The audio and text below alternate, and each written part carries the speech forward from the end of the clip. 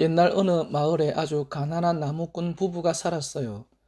나무꾼 부부에게는 헨젤과 그레텔이라 하는 귀여운 두 아이가 있었어요. 어느 날 다정한 어머니가 돌아가시고 새 어머니가 들어왔어요. 새 어머니는 아침부터 밤까지 두 아이에게 일만 시키고 밥은 조금밖에 주지 않았어요. 그러던 어느 해 가뭄이 계속되어 온 나라의 농작물이 다 말라 죽고 말았어요. 나무꾼의 집에도 먹을 것이 떨어졌습니다. 헨젤과 그레텔도 점점 야위어 갔어요. 어느 날 밤 새어머니가 아버지에게 말했어요. 여보, 먹을 것이 다 떨어졌어요. 안 됐지만 내일 아이들을 숲에다 버리고 옵시다. 아버지는 깜짝 놀라면서 반대했어요. 무슨 말을 하는 거요? 그러면 아이들은 숲속에서 굶어 죽는단 말이요. 당신은 정말 어리석군요. 그렇게 하지 않으면 우리 네 식구 모두 죽고 말아요. 그래도 좋은가요? 헨젤과 그레텔은 자지 않고 이 이야기를 다 들었어요. 그레텔이 울먹이며 말했어요. 오빠, 무서워.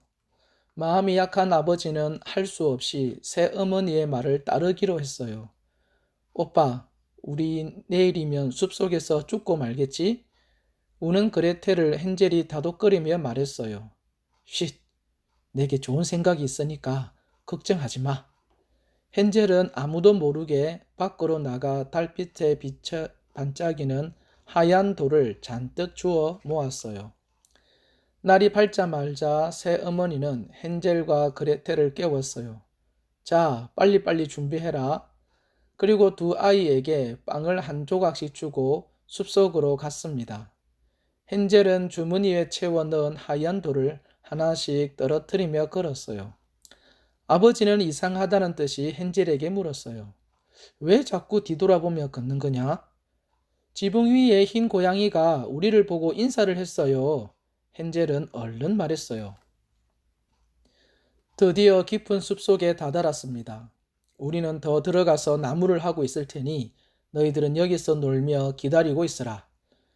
아버지와 새어머니는 그렇게 말하고 어디론가 가버렸어요. 헨젤은 장수 풍뎅이를 잡으며 신나게 놀았어요. 그레텔도 꽃으로 목걸이를 만들며 즐거워했어요. 헨젤과 그레텔은 다람쥐와 새들에게 둘러싸여 신나게 놀았습니다. 어느덧 해가 져서 숲속이 캄캄해졌는데도 아버지와 새어머니는 돌아오지 않았어요. 하루 종일 빵 한 조각만 먹은 헨젤과 그레텔은 배가 몹시 고팠어요. 게다가 주위는 캄캄하고 바람 소리까지 들려 헨젤과 그레텔은 너무 무서웠습니다. 그레텔이 울기 시작하자 헨젤이 조용히 달랬어요. 그레텔, 울지 마. 달이 뜨면 무사히 집으로 돌아갈 수 있어. 얼마 후 보름달이 하늘 높이 떠오르자 나무 사이로 달빛이 환하게 비쳤어요. 자, 그레텔, 이제 집으로 돌아가자. 헨젤은 그레텔의 손을 잡고 하얀 돌을 따라 걸어갔어요. 오빠, 처음 와본 길을 어떻게 헤매지 않고 갈 수 있지? 아, 그것은 말이야. 아까 하얀 돌을 떨어뜨리면서 왔거든. 그 돌이 달빛에 비쳐 우리를 집까지 안내해 주고 있는 거란다. 이윽고 두 아이는 집에 도착했어요. 새어머니는 두 아이를 보고 깜짝 놀랐습니다. 어떻게 돌아왔을까? 새어머니는 밖으로 나가서 두 아이가 돌아온 길을 살펴보았어요. 그곳에는 반짝이는 하얀 돌이 띄엄띄엄 놓여져 있었어요. 그랬구나. 그날 밤 새어머니는 문에 자물쇠를 채워버렸어요. 오빠, 어떻게 하지? 걱정하지 마. 하나님이 지켜주실 거야. 두 아이는 기도를 하고 잠이 들었어요. 다음 날 아침 새어머니는 두 아이를 깨워서 어제보다 더 깊은 숲으로 데리고 갔습니다. 하얀 돌을 모으지 못한 헨젤은 궁리 끝에 하나밖에 없는 빵을 조금씩 뜯어 길에 떨어뜨리면서 걸어갔어요. 그러나 그것은 소용이 없었습니다. 애써 만들어 놓은 표시를 새들이 다 먹어버렸거든요. 헨젤과 그레텔은 그런 사실을 모르고 있었어요. 숲속에 이르자 아버지와 새어머니는 또 두 아이만 남겨놓고 돌아가 버렸어요. 두 아이는 숲속의 동물들과 즐겁게 놀았습니다. 그리고 남은 빵을 사이좋게 나누어 먹었어요. 달이 뜨면 빵 조각을 찾아서 집으로 돌아갈 수 있어. 헨젤은 자신 있게 말했어요. 밤이 되었어요. 두 아이는 표시로 떨어뜨린 빵 조각을 찾았지만 어디에도 눈에 띄지 않았습니다. 오빠, 빵 조각은 어떻게 된 거야? 아마 새들이 먹어버렸나 봐. 그럼 우리는 집으로 돌아갈 수 없잖아. 그때 올빼미의 울음소리가 들려왔습니다. 두 아이는 겁이 나서 어쩔 줄 몰랐어요. 오빠 무서워. 우리는 이제 죽는 거야? 아니야. 하늘나라에 계신 엄마가 틀림없이 우리를 지켜주실 거야. 나도 엄마한테 빌 테야. 두 아이는 다정했던 엄마를 생각하며 걷기 시작했어요. 오빠, 어디로 가는 거야? 쭉 걸어가면 엄마가 계신 하늘나라에 닿을지도 몰라. 두 아이는 계속 걸어갔습니다. 얼마 후 몹시 지친 두 아이는 나무 아래에서 잠이 들어버렸어요. 그리고 그대로 아침을 맞았습니다. 새들의 노랫소리에 헨젤이 먼저 잠에서 깨어났어요. 부드러운 아침 햇살이 따스하게 내리쬐고 어디선가 달콤하고 맛있는 냄새가 풍겨왔습니다. 헨젤은 그레텔을 흔들어 깨웠어요. 일어나 그레텔, 좋은 냄새가 나. 두 아이는 냄새가 나는 쪽으로 달려갔습니다. 우와, 과자로 만든 집이다.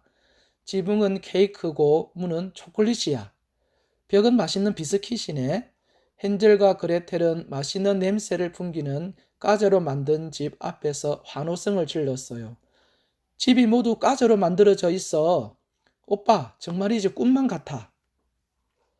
며칠 동안 제대로 먹지 못해 허기진 헨젤과 그레텔은 먹은집스러운 과자를 맛있게 먹었어요. 이 초콜릿은 정말 달콤해. 이렇게 부드러운 빵은 처음 먹어봐. 가난한 집에서 자란 두 아이는 지금까지 케이크와 초콜릿을 먹어본 적이 없었어요. 게다가 두 아이는 배가 몹시 고팠기 때문에 문이건 창문이건 뜯어서 맛있게 먹었어요. 그때 갑자기 큰 소리가 들려왔어요. 누구냐? 내 소중한 까자집을 먹고 있는 녀석들이. 눈이 빨갛고 무섭게 생긴 마녀가 두 아이를 붙잡았어요. 마음이 여린 그레텔은 훌쩍거리며 울기 시작했어요. 히, 맛있어 보이는 아이들이로구나.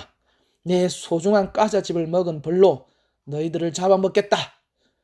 마녀는 헨젤을 헛간에 가두고 그레텔에게는 하루 종일 일을 시켰어요. 마녀는 두 아이를 잡아먹을 생각이었어요. 여자아이에게 음식을 만들게 해야지.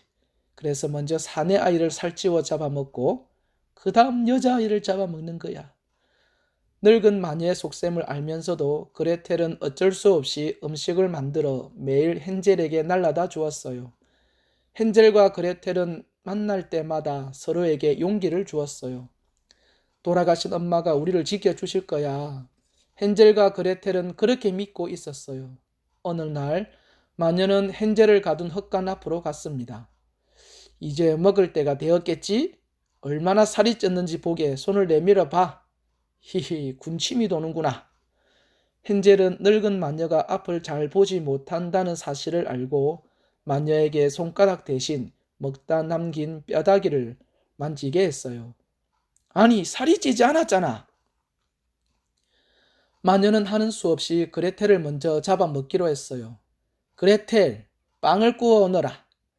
마녀는 그레텔이 화덕을 열면 얼른 떠다 밀어서 태워 죽일 작정이었습니다. 눈치를 챈 그레텔은 화덕 앞에 가서 거짓말을 했어요. 화덕 뚜껑이 열리지 않아요. 그레텔의 말에 속은 마녀는 뚜껑을 열어 보였습니다. 그때 그레텔이 마녀를 화덕 속으로 힘껏 떠다 밀었어요. 그리고 나서 그레텔은 얼른 화덕의 뚜껑을 닫았어요. 그리고 헨젤이 갇힌 헛간으로 달려가 오빠를 구해냈어요. 오빠! 그레텔 잘했어. 하늘나라에 계신 엄마가 우리를 지켜주신 거야. 두 아이는 서로 얼싸안고 기뻐했어요. 그리고 마녀의 집에 숨겨진 보물을 주머니에 가득 넣고 과자집에서 도망쳐 나왔어요. 이제 곧 마녀의 친구들이 모여들 시간이었어요. 헨젤과 그레텔은 서둘러 도망가기 시작했어요. 그런데 큰 강이 가로막고 있어서 두 아이는 어떻게 해야 좋을지 몰랐어요. 그때 어디선가 아름다운 백조가 다가와서 말했어요. 자, 내 등에 올라타세요. 하얀 백조는 헨젤과 그레텔을 한 사람씩 건너편 기슭까지 데려다 주었어요. 사실 하얀 백조는 하늘에 계신 어머니가 두 아이를 지켜주기 위해 나타났던 것이에요. 마침내 두 아이는 숲 어귀까지 왔습니다. 그때 두 아이를 숲속에 버려두고 내내 후회하던 아버지가 아이들을 찾으러 왔어요. 헨젤과 그레텔은 아버지에게 안겼어요. 미안하다 얘들아. 이제는 헤어지지 말고 함께 살자꾸나. 심술궂은 새어머니는 집을 나가고 없었습니다. 헨젤과 그레텔은 아버지와 함께 행복하게 살았답니다.